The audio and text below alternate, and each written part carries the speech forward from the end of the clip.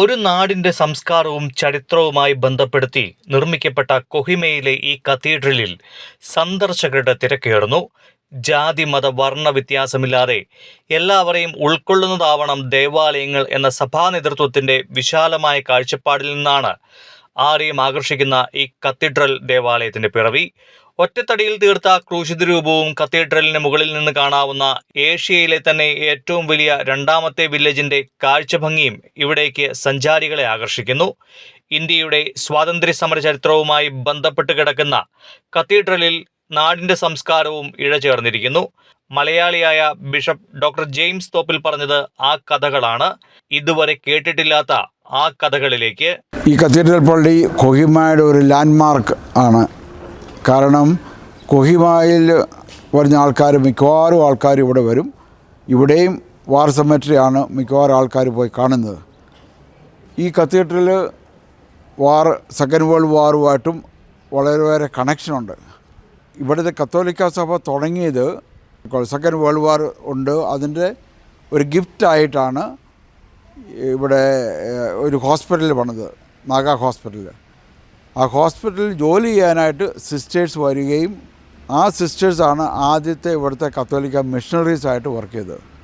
അതുകൊണ്ട് ബിഷപ്പ് ഈ കത്തീഡ്രൽ ഉണ്ടാക്കിയപ്പം ഈ വാർ സെമറ്ററിയും വേൾഡ് വാറും പിന്നെ നാഗ കൾച്ചറും ലിങ്ക് ചെയ്യണം എന്നുള്ള ഒരു ആഗ്രഹമായിരുന്നു.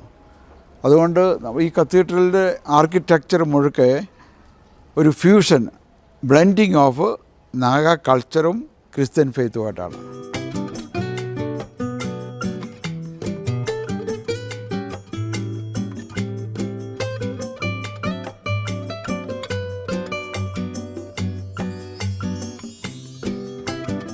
Along with a reference to the Second World War, and therefore the cross of the cathedral is parallel to the cross on the Second World War cemetery that is maintained by the Commonwealth.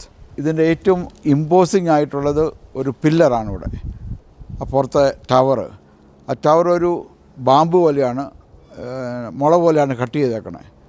കാരണം ഈ മുളയോ അല്ലെങ്കിൽ bamboo ആയിരുന്നു ഇവിടുത്തെ ആൾക്കാരുടെ കപ്പായിട്ട് കുടിക്കാനായിട്ട് ഉപയോഗിച്ചുകൊണ്ടിരുന്നത്.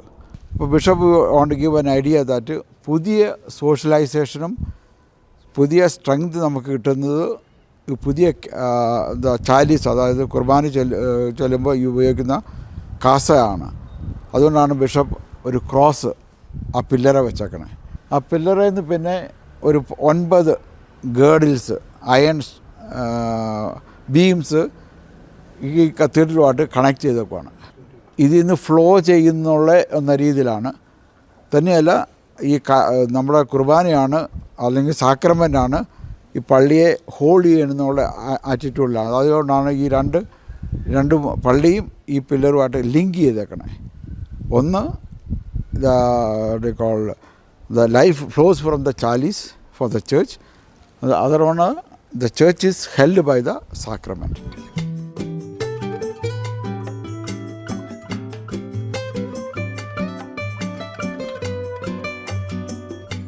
ഈ cathedral bless ചെയ്തപ്പം 1991 ഏപ്രിൽ, ആ സമയത്ത് ഇവിടെ ഈ കൊഹിമ സെക്കൻഡ് വേൾഡ് വാറിൽ ഫൈറ്റ് ചെയ്ത ബ്രിട്ടീഷുകാരും ജപ്പാൻകാരും ഒന്നിച്ച് വന്ന് ഒരു റെക്കൺസിലിയേഷൻ സർവീസ് ഉണ്ടായിരുന്നു.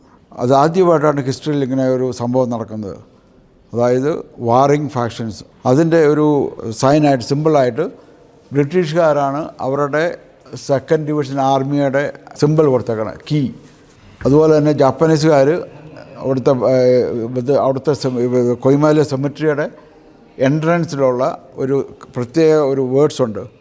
When you go home tell them of us for your tomorrow we gave our today.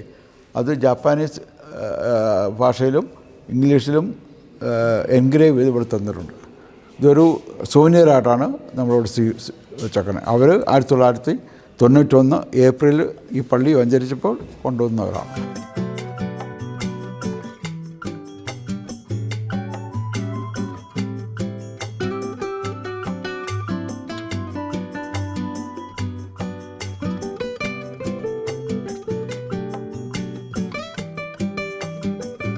ഈ പള്ളിയുടെ ആർക്കിടെക്ചർ നമ്പർ 7 ആണ് ബേസ് ചെയ്തേക്കണേ. അതായത് നമ്പർ 7 നമ്പർ ഒരു പെർഫെക്റ്റ് നമ്പറായിട്ടാണ് എല്ലാ റിലീജിയനും കണക്കാക്കുന്നത്. അതുകൊണ്ട് ഈ പള്ളിയിൽ ആകെപ്പാടെ 7 സെഗ്മെൻറ്റ് ഓഫ് റൂഫാണ്. ഓരോ കഷ്ണങ്ങളായിട്ട് 7 സെഗ്മെൻറ്റ്. ഇവിടെ ഈ പള്ളിയിൽ 7 നിരയാണ് പ്യൂസ്. ഈ ബെഞ്ചൊക്കെ സെറ്റാക്കണ 7 നിരയായിട്ടാണ്. പിന്നെ ഈ പള്ളിക്കുള്ളത് 7 ചെറിയ പില്ലേഴ്സാണ്, തൂണുകളാണ്. ഈ 7 പില്ലർ അതിൻ്റെ അർത്ഥം 7 സാക്രമെൻ്റാണ്. ഇവിടെ ഈ 7 പില്ലർ മാത്രമേ ഉള്ളൂ ഈ പള്ളിക്ക് സപ്പോർട്ടായിട്ടുള്ളൂ. നമ്മുടെ കൂദാശകളാണ് പള്ളിയെ സപ്പോർട്ട് ചെയ്യുന്നത് എന്ന രീതിയിലാണ്. പിന്നെ ഈ പള്ളിക്ക് പ്രത്യേകതയുള്ളത് ഈ കുരിശാണ്. ഈ കുരിശ് 16 അടി നീളമുള്ള ഒരു കുരിശാണ്. ഇത് ചങ്ങനാശ്ശേരിയിൽ എടന മരത്തിൽ നിന്ന് ഒറ്റ മരമാണിത്. കൈ മാത്രമേ ഉള്ളൂ സെപ്പറേറ്റ് ആയിട്ടുള്ളൂ. അല്ലെങ്കിൽ ശരീരം മുഴുക്കെ ഒറ്റ മരത്തിൽ നിന്ന് കാർവ് ചെയ്തതാണ്. ഏഷ്യയിലും അല്ലെങ്കിൽ ഒരു ഏറ്റവും വലിയൊരു ഫിഗറാണിത്.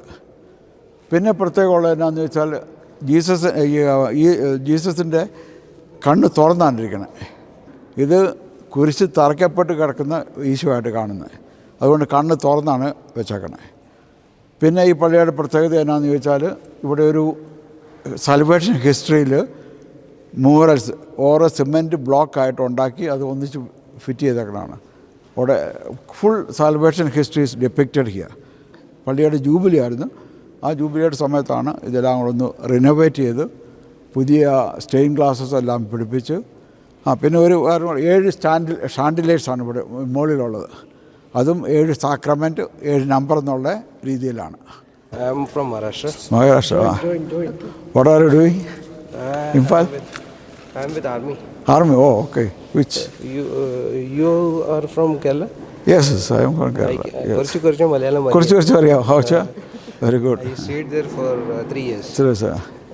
In Kochi. You are which division of the army? Which regiment? Jat. Jat. Okay. But I am with Assam Rifle here. Assam Rifles, yeah. Assam Rifles. Okay. I know the Assam Rifles here, the IG here. Okay. Joshi. Okay, then also you are what you call Lakhera. You are DG. He was also here earlier. So they are all my He friends. was the IG here also earlier, yes. This is the old biggest cross. Cross, yes, because it is made from a single wood, Okay. except the hand. The whole wood is and that made from Kerala and brought and set up here. World War കഴിഞ്ഞിട്ട് അവർക്കൊരു ഗിഫ്റ്റായിട്ടാണ് നാഗ hospital ഇവിടെ പണിത്. ആ ഹോസ്പിറ്റലിൽ ജോലി ചെയ്യാനായിട്ടാണ് ആദ്യം ഇവിടെ കത്തോലിക്ക മിഷണറീസ് വരുന്നത്.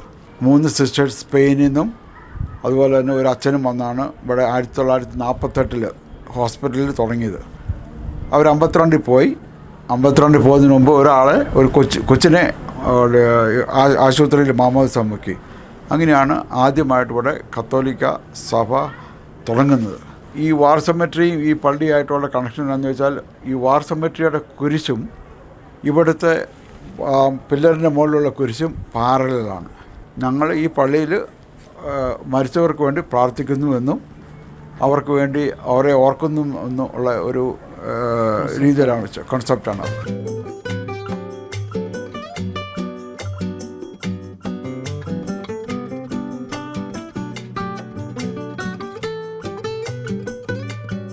ക്രിസ്ത്യൻ ഫെയ്ത്തും നാഗ കൾച്ചറും ബ്ലെൻഡ് ചെയ്തേക്കണമെന്ന്.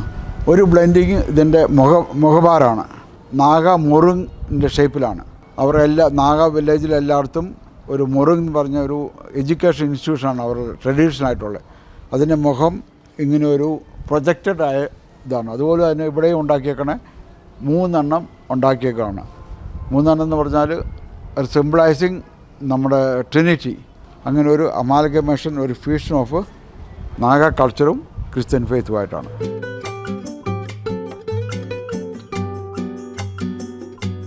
എൻ്റെ പേര് ഫാദർ ജോർജ് പുന്നോലിൽ.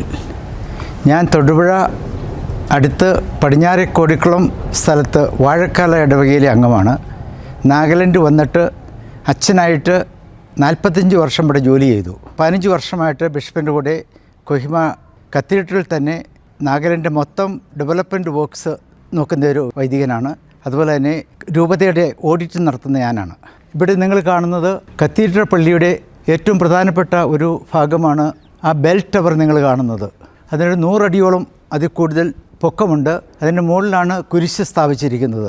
ടവറിൻ്റെ ഷേപ്പ് നാഗന്മാർ അരി കൊണ്ടുണ്ടാക്കിയ ബിയർ, റൈസ് ബിയർ കഴിക്കുന്ന കപ്പാണ്, നാഗ ബാംബു കപ്പ്. അപ്പോൾ കുരിശും കാസായും അതിൽ നിന്ന് വരുന്ന ബീംസ് കാണിക്കുന്നത് പള്ളിയിൽ വർഷിപ്പ് ചെയ്യുന്ന അല്ലെങ്കിൽ ആരാധിക്കുന്ന പള്ളിയിൽ പ്രാർത്ഥന നടക്കുന്ന സമൂഹത്തിലേക്ക് ദൈവത്തിൻ്റെ വരുന്നതായിട്ടാണ് സങ്കല്പിച്ചിരിക്കുന്ന ആർട്ടിസ്റ്റ്. അതാണ് ഇതിൻ്റെ പ്രത്യേകത. ഈ കത്തീഡ്രലിന് 4 ഭാഗങ്ങളിലും 4 മെയിൻ ഡോറുകളുണ്ട്, വാതിലുകളുണ്ട്.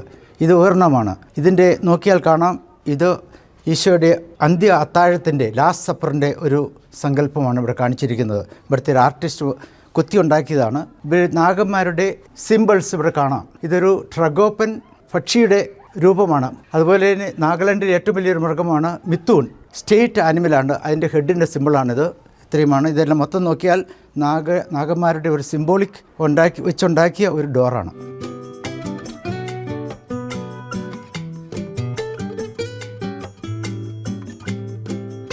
ഇപ്പോൾ നമ്മൾ നിൽക്കുന്നത് കൊഹിമ സെൻറ്റ് മേരീസ് കത്തീഡ്രലിൻ്റെ ഫ്രണ്ട് ഭാഗത്തുള്ള ഒരു പവലിയനാണ്, ഒരു വ്യൂ പോയിൻറ്റ്. കൊഹിമ സിറ്റി മൊത്തം കാണാനുള്ള ഒരു കാഴ്ച സ്ഥലമാണിത്. ഓരോ ദിവസവും 100-200 ടൂറിസ്റ്റ് വരുന്ന ഒരു സ്ഥലമാണ്. അവർക്ക് നിന്ന് സൗകര്യമായിട്ട് കൊഹിമ സിറ്റി കാണാവുന്ന ഒരു കാഴ്ചയാണ് ഇവിടുന്ന് കാണുന്നത്. ഏഷ്യയിലെ 2ാമത്തെ ഏറ്റവും വലിയ വില്ലേജായ കൊഹിമ വില്ലേജാണ് നിങ്ങൾ മുമ്പിൽ കാണുന്നത് ഇവിടെ. അത് ഇപ്പോൾ കൊഹിമ സിറ്റിയുടെ ഒരു ഭാഗമായി വളർന്നു കഴിഞ്ഞു. ആ വില്ലേജ് അവിടെ ചെന്ന് കഴിഞ്ഞാൽ ഇപ്പോഴും ട്രഡീഷണൽ ഫാമിലികളും അവരുടെ സ്ട്രക്ചേഴ്സ് എല്ലാം നമുക്ക് കാണുവാൻ പറ്റും. ആ മുമ്പിൽ കാണുന്നത് മിലിറ്ററിയുടെ ഒരു ഹെലിപ്പാഡാണ്. ഇങ്ങനെ ഇടതുവശത്തേക്ക് നോക്കിയാൽ കാണാം കത്തീഡ്രലിൻ്റെ സെൻറ്റ് മേരീസ് ഹയർ സെക്കൻഡറി സ്കൂളാണ് അവിടെ കാണുന്നത്. ആ ഫുട്ബോൾ ഗ്രൗണ്ടുമല്ല. കൊഹിമ രൂപതയുടെ ആസ്ഥാനമായ കൊഹിമയിൽ അങ്കാമി ട്രൈബിൽ നിന്നും വാങ്ങിച്ച സ്ഥലമാണിത്. ഡൽഹിയിൽ നിന്നും വന്ന രേവതി കാമത്ത് എന്ന ആർക്കിടെക്റ്റാണ് ഇതിന് രൂപകൽപ്പന നൽകിയത്. ഇത് ട്രഡീഷണൽ നാഗ കൾച്ചറിൻ്റെ ഒരു രൂപമാണിത് ഉണ്ടാക്കിയിരിക്കുന്നത്. ഈ കത്തീഡ്രലിൻ്റെ ഫ്രണ്ട് ഭാഗമാണ് നിങ്ങൾ ഇപ്പോൾ കണ്ടുകൊണ്ടിരിക്കുന്നത്.